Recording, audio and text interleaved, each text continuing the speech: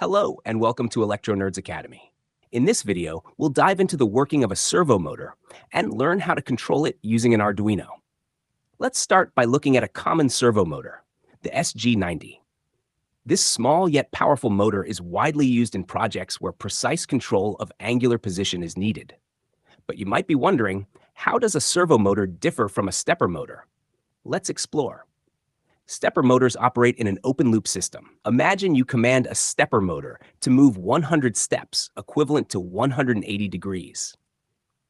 If there's an obstacle or hindrance, the motor might only move 90 steps, 162 degrees. However, the Arduino assumes the motor has reached the target position of 100 steps, even though it's off by 10 steps. This happens because stepper motors don't provide feedback about their actual position to the Arduino. This lack of feedback defines an open-loop system. Servo motors, on the other hand, operate in a closed-loop system. A servo motor consists of a small DC motor connected to the output shaft through a series of gears, a potentiometer linked to the output shaft that measures the current angular position, and a built-in driver circuit containing an error amplifier. When you command the servo motor to move to, let's say, 90 degrees, the potentiometer constantly provides feedback on the motor's current position to the driver circuit. If a hindrance prevents the motor from reaching 90 degrees, the potentiometer detects this discrepancy and sends this information to the driver circuit. The error amplifier compares the actual position with the desired position, identifies the difference, the error, and instructs the motor to adjust its position until it matches the target. Servo motors typically have three connections, two for power, 5 volts and GND in our case, and one for the control signal input, which is used to set the motor's position. The control signal input must be connected to a PWM-capable pin on the Arduino. The SG90 servo motor operates on 4.8 to 6 volt DC, with 5 volts being typical, and can rotate up to 180 degrees. In terms of power requirements, the motor draws about 10 milliamps when idle and 100 to 250 milliamps when moving, but it can draw a stall current of 500 to 700 milliamps. Stall current refers to the current a motor consumes when its shaft is prevented from moving, which represents the maximum load condition. Now, let's connect the servo motor to our Arduino. We'll power the motor using the Arduino's 5-volt supply pin, which can provide up to 500 milliamps if the Arduino is powered via USB, or up to 1 amp if powered through the barrel connector. Connect the red wire of the servo motor to the 5-volt pin, the black wire to GND, and the yellow control wire to PWM-capable pin 9 on the Arduino. To ensure stable operation, place a large capacitor, such as a 100 microfarads or 470 microfarads capacitor, across the 5 volts and GND lines. The servo motor is controlled by sending a series of pulses through the PWM pin. According to the SG90 datasheet, the pulse width determines the servo's position. A pulse duration of 1.5 millisecond positions the servo at the middle, 90 degrees. A pulse of 1 millisecond or less rotates it to the leftmost position, 0 degrees, while a pulse of 2 millisecond or more rotates it to the rightmost position, 180 degrees. Pulses with durations in between these two limits will rotate the servo motor accordingly as shown here. To keep the servo motor operating correctly, these control pulses need to be sent continuously. The servo expects a pulse every 20 milliseconds, which corresponds to a signal frequency of 50 Hz. Thankfully, Arduino provides a built-in library to handle the complexities of driving a servo motor. This library includes several useful functions that make controlling a servo straightforward. First, we have the attach function.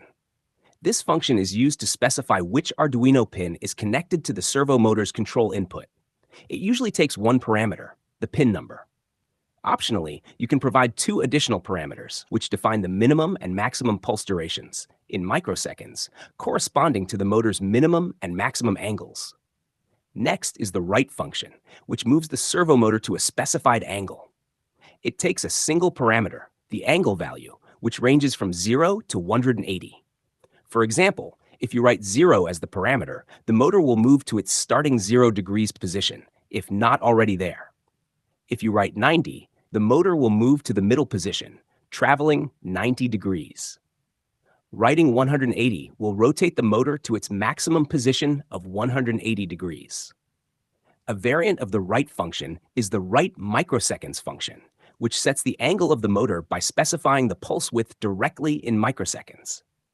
As we know that for our motor, a value of 1000 corresponds to the fully counterclockwise position, 2000 corresponds to the fully clockwise position, and 1500 sets the motor at the midpoint.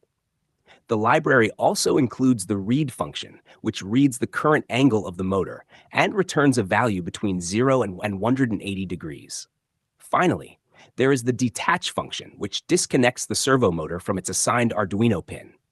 This is particularly useful because the servo library disables PWM functionality on pins 9 and 10, even if the servo is not connected to these pins. By detaching the servo, you can free up the PWM functionality for other uses. Now, let's use this knowledge to control the servo motor's direction using a potentiometer. We've already connected the servo motor to our Arduino.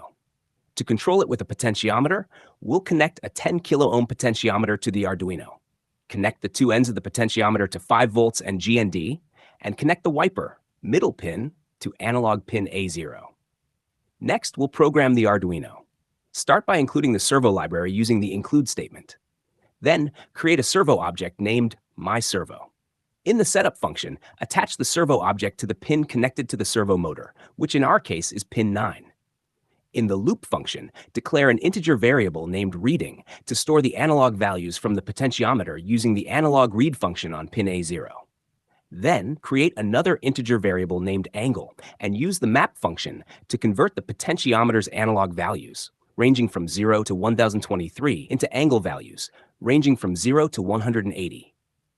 Pass the reading variable as the first parameter of the map function, followed by 0 and 1023 as the input range, and 0 and 180 as the output range. Finally, use the write function to send the mapped angle value to the servo motor. Upload this code to your Arduino, and you'll notice that as you rotate the potentiometer, the servo motor's angle changes accordingly. Now let's connect a second servo motor to the Arduino. Connect its positive wire to 5 volts, its negative wire to GND, and its control wire to pin 10. For this example, we'll make the two motors move in opposite directions. In the code, create a second servo object named myServo2 and attach it to pin 10 in the setup function. In the loop, declare a new integer variable named angle2. Use the map function again with the same input range, 0 to 1023, but reverse the output range. Set the fourth parameter to 180 and the fifth parameter to 0. This reversal ensures that while one motor moves clockwise, the other moves counterclockwise. For instance, when the potentiometer value is 0, motor 1 will be at 0 degrees, and motor 2 will be at 180 degrees. When the potentiometer value is 1023, motor 1 will move to 180 degrees, and motor 2 will move to 0 degrees. Finally, we'll use the write function to set the angle for the second servo to its calculated value. Upload this program to your Arduino. After a successful upload, motor 2 will quickly move to 180 degrees. As you rotate the potentiometer, motor 1 will move in one direction while motor 2 moves in the opposite direction. Rotating the potentiometer in the opposite direction will reverse their rotation direction as well. And that's all for this video. Stay tuned for more tutorials, and we'll see you in the next one.